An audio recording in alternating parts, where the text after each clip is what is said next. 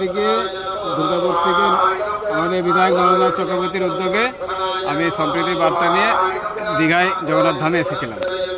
কি হয়েছিল? বেলদা রোড থেকে যখন আমি এগরা রোডটা ধরি তখন আমি রাত্রে খাবার জন্য বা একটু স্টে করার জন্য পণ্ডিত ধাবা বলে একটা ধাবা আছে, ওখানে আমি দাঁড়িয়েছি। দাঁড়ানোর পরে জিজ্ঞেস করাতে একটা ছেলে উঠে চলে আসলো, বলছে কোথার থেকে আসছো? আমি বললাম আমি দুর্গাপুর থেকে এসছি। বলছে ঝান্ডাটা কেন লাগিয়েছো তুমি? বলছে ঝান্ডাটা তাড়াতাড়ি খোলো। দিয়ে আমাকে টানা হিজড়া করলো, একটু গেঞ্জি ফেঞ্জি ছিল।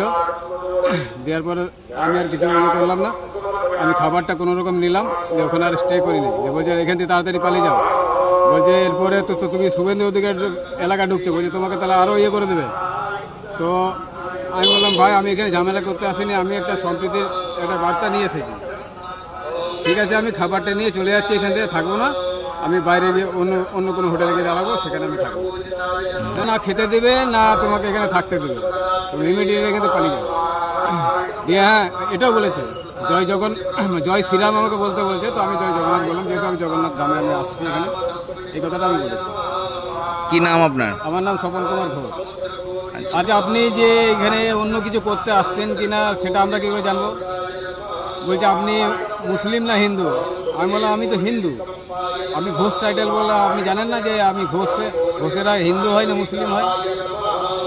হ্যাঁ, বলছে হ্যাঁ কাশ্মীরে এরকম হয়েছে, হতে পারে আপনি কিছু নিয়েছেন। আমি বললাম ডকুমেন্টস আমার কাছে আছে, সব কিছু দেখে নেন ডকুমেন্টস। সেগুলো ডকুমেন্টসগুলো পর্যন্ত বের করে